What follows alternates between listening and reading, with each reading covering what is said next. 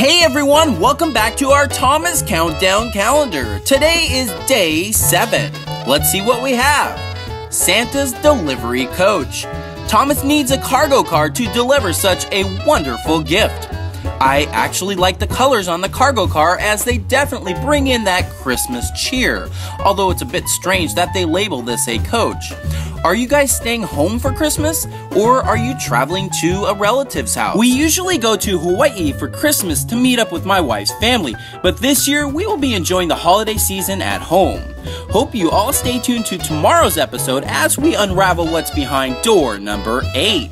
Thanks for watching and Merry Christmas!